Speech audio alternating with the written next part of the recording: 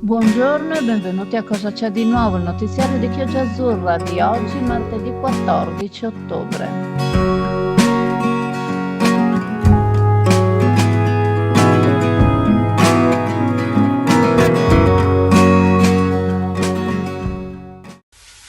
Oggi, tanto per cambiare, vi parlo di elezioni regionali e vi dico anche di non votare le donne. Mi direte, ma come?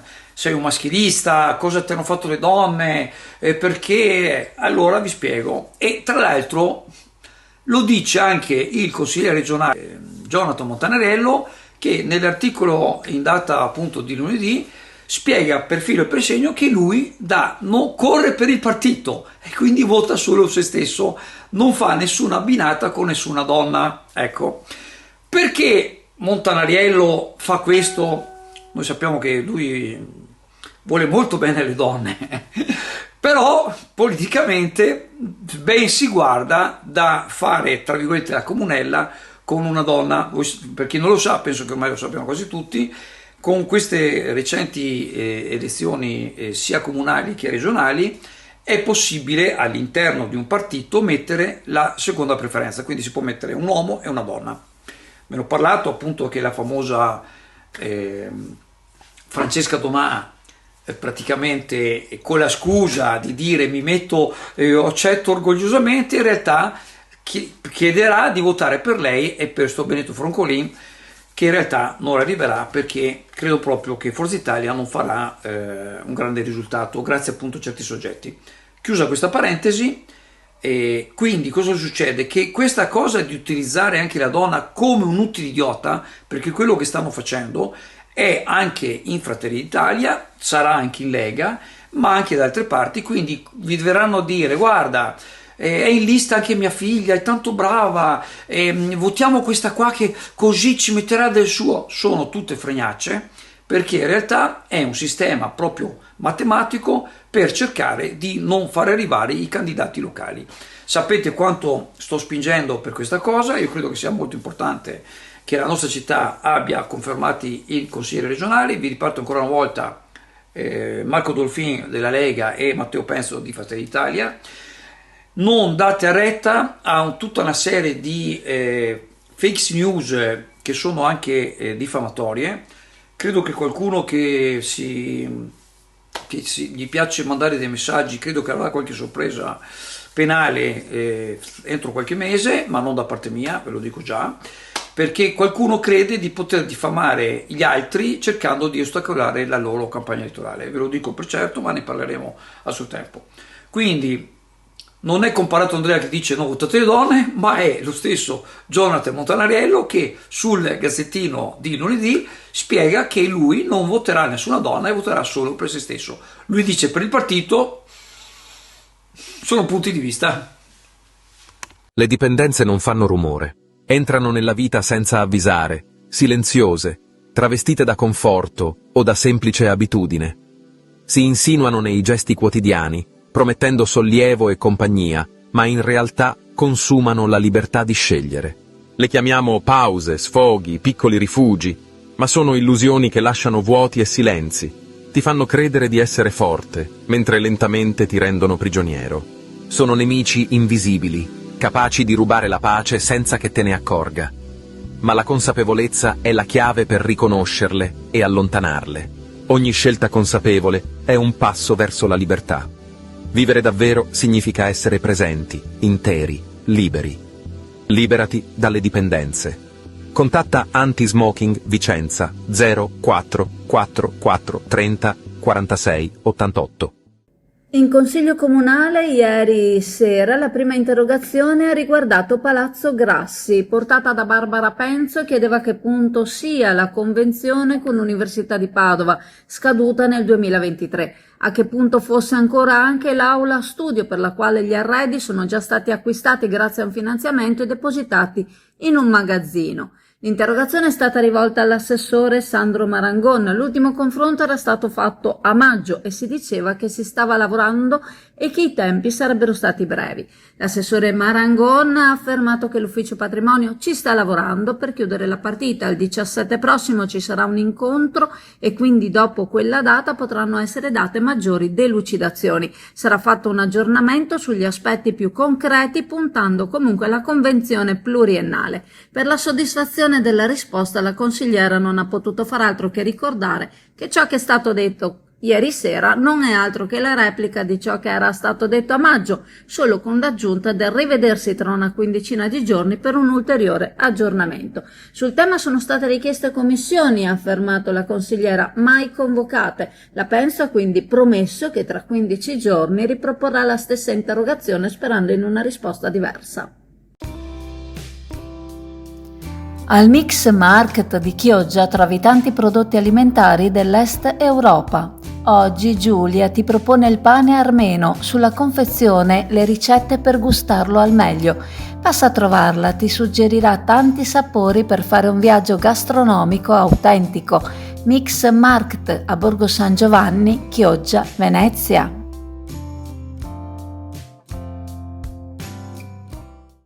Cavarzere è stata proclamata European Town of Sport 2028 da ACES Europe, l'associazione che ha sede a Bruxelles e che ogni anno premia le città europee più virtuose nella promozione dello sport e dei suoi valori.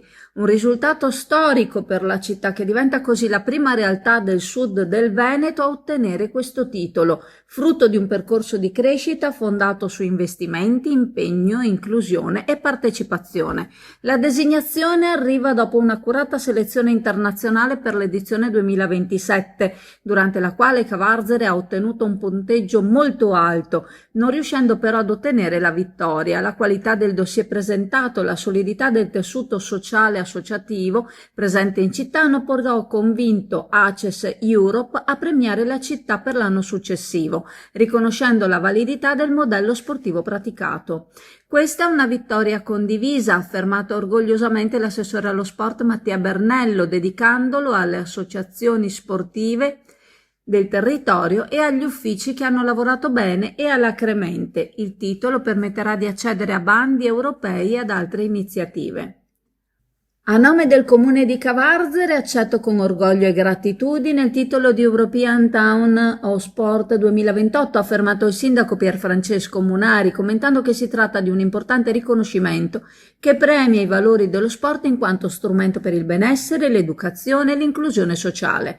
Ora il Comune è spinto a potenziare per quanto possibile gli impianti sportivi e a sostenere le associazioni, cercando di rendere lo sport accessibile a tutti. Cavarzere entra così a pieno titolo nella rete europea delle città dello sport, portando con sé la forza di una comunità che crede nel valore educativo e umano dell'attività sportiva. Ci impegneremo a rappresentare al meglio non solo la nostra città, ha affermato il sindaco Munari, ma anche l'Italia intera. L'onorificenza di European Town of Sport 2028 rappresenta una svolta per Cavarzere e per tutto il suo territorio. Il titolo, oltre al prestigio simbolico, sarà un volano per nuovi progetti e finanziamenti europei, rafforzando il ruolo dello sport come strumento di coesione sociale, inclusione e promozione del territorio. Proseguirà anche la collaborazione con ACES Europe attraverso iniziative di sensibilizzazione, eventi sportivi e attività scolastiche per diffondere la cultura del movimento e del benessere alla portata di tutti. Perini SRL Attrezzature Alberghiere ti segue prima, durante e dopo la vendita. Con 50 anni di esperienza nell'Oreca studia ciò che è meglio per le tue esigenze, nell'attrezzatura e nell'arredamento per offrirti un ambiente pratico, confortevole e bello e negli impianti per permetterti di ridurre tempi e costi, curando i dettagli e creando per te e il tuo staff un ambiente funzionale, piacevole per la tua clientela. Perini SRL, Viale Mediterraneo 562 Chioggia. Contattaci al 339 79 28 419.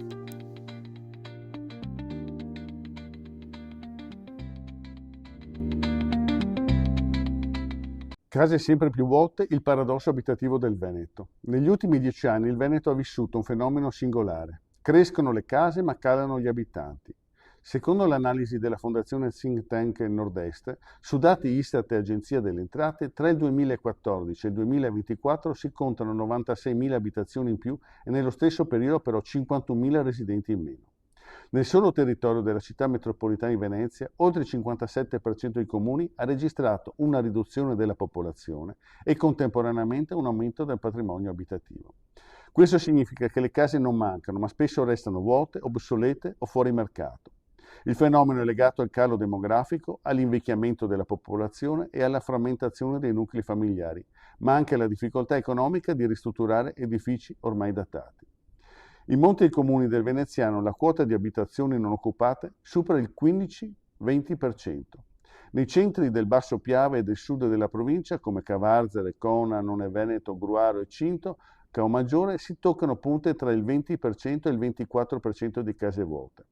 Nell'area più dinamica, come Mestre, Spineo o Marcon, i valori scendono sotto il 10%, ma restano comunque significativi. E questo dato è chiaramente un dato che fa pensare anche per chi deve amministrare. Il problema quindi è anche qualitativo. Il 61% delle abitazioni non occupate è stato costruito prima del 1980 e quasi il 75% degli edifici veneti si colloca ancora nelle classi energetiche D e G.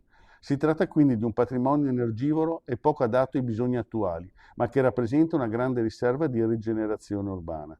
E questo serve anche per lo sviluppo del territorio, perché come sottolinea Antonio Ferrarelli, presidente di Think Tank Nord-Est, la riqualificazione del patrimonio immobiliare è una sfida strategica, non solo per l'edilizia, ma per la sostenibilità ambientale, la qualità abitativa, la competitività economica e la lotta allo spopolamento dei piccoli comuni.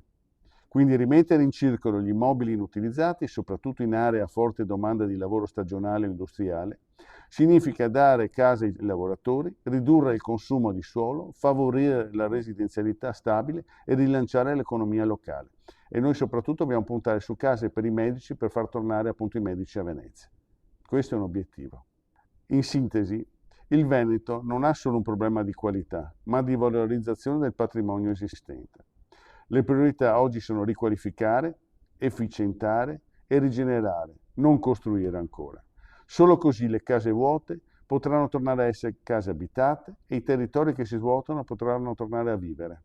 AF Energia ci trovate in Viale Mediterraneo 135 a Sottomarina, dal lunedì al venerdì 8.30, 12.30, 14.30, 18.30. Offriamo il servizio luce, gas, prezzo fisso, prezzo variabile, telefonia, fibra o ADSL per famiglie, imprese e condomini. Qui da noi potete effettuare anche il pagamento delle vostre bollette a una commissione ridotta di 1,30 €. Torniamo a parlarvi di Fabio Bergamasco, quel tossicodipendente che ne abbiamo parlato tante volte per alcune cose che ha fatto anche abbastanza eclatanti. Ricorderete quando ha rotto a calci la vetrina di un negozio alimentare in Tombola e si è ferito in maniera abbastanza importante. I carabinieri poi lo hanno rintracciato seguendo la stria di sangue che ha perso dal negozio fino praticamente a casa sua, o dove abita, non sappiamo se è casa sua. E tra l'altro sta continuando perché questa persona purtroppo ha queste dipendenze e quindi avendo queste dipendenze praticamente è, passatemi il termine, costretto ad andare a rubare.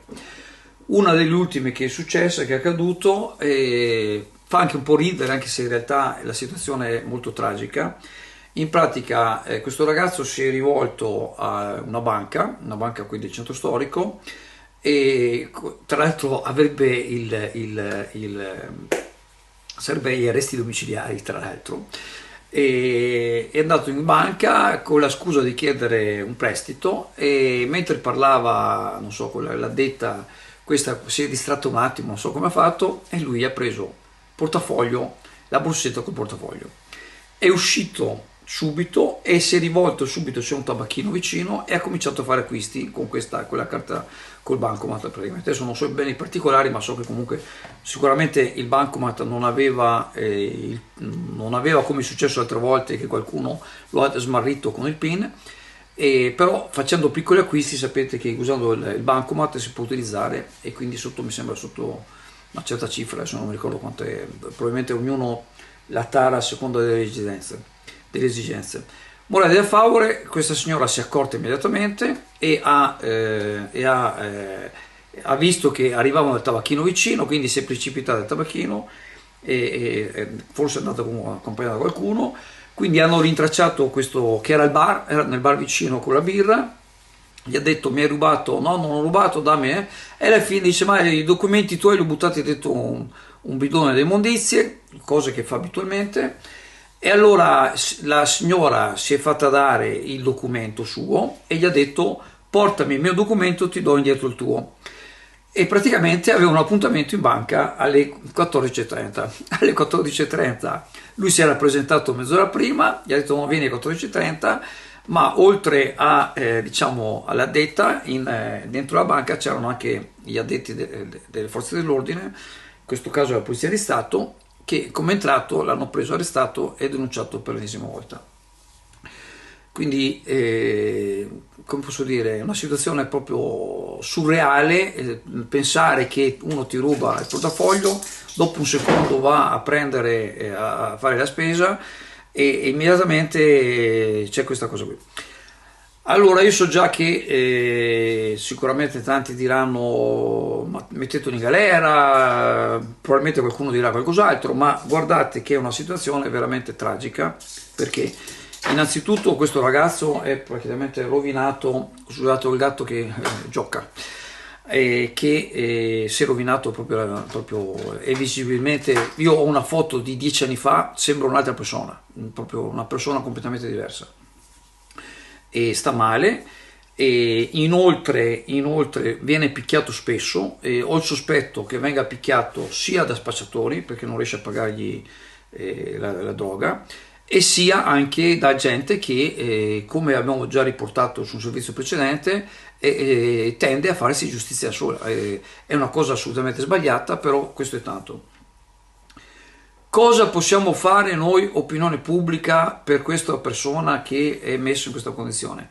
Io non so cosa possiamo fare. Io francamente mi verrebbe da dire, quando lo vedete ognuno di noi gli dia 10 euro, perché magari con questi soldi continuerà a drogarsi, però almeno non va a fare queste cose qua che vanno a accumulare. In galera io credo che non sia, tra l'altro, parliamoci chiaro, voi sapete, mi riferisco al buon Marchetto Penzo, quello è pericoloso, è violento, e quello onestamente sta bene in galera. Lo dico, mi dispiace dirlo perché è comunque un giovane, ma è una persona violenta, è una persona che può fare del male a se stesso e agli altri. Questo francamente, al di là di questi furti, non è violento, non è violento. Metterlo in galera è una cosa che è ancora peggio, perché sicuramente non ne verrà fuori. Non si può metterlo di imperio dentro una comunità, anche lui ci vorrebbe un po' di buona volontà perché riuscire, è una situazione veramente tragica. Io vi dico la verità, questo ragazzo mi fa veramente pena. Altre persone sono uscite da questo giro andando via da Chioggia, perché rimanendo a Chioggia diciamo ci si ricasca, perché c'è il solito spacciatore che taglia la droga, c'è la possibilità di fare furto. Invece altri che sono riusciti a rompere questo ciclo vizioso ne sono usciti e sono reinseriti nella società, si sono sistemati, hanno un lavoro serio, hanno fatto famiglia, insomma si dovrebbe cercare di avviare questo processo, perché ecco, io ve la dico così come informazione di cronaca. Fa un po' ridere il fatto che arriva in banca, gli porta il documento, per avere il documento dietro c'è la polizia che aspetta, quindi pensate, la situazione è veramente kafkiana, proprio farebbe da ridere, se non è veramente tragica.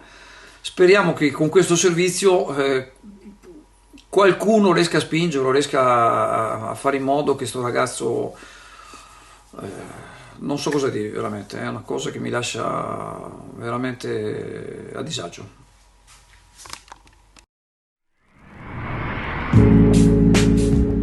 Dalle 1001 notte scopri il piacere di un vero riposo, materassi ergonomici, traspiranti, tessuti preziosi, materiali di qualità, fatti consigliare da Elisa perché dormire bene significa vivere meglio. Le 1001 notte, Viale Mediterraneo, Sottomarina di Chioggia, Venezia.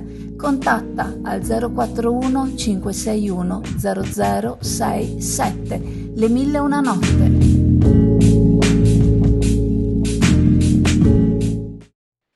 Augurandovi una buona giornata vi ricordo il sito chioggiaazzurra.it, i canali Telegram e WhatsApp Azzurra Network News, la pagina Facebook Chioggia Azzurra, ma soprattutto il canale YouTube Chioggia Azzurra.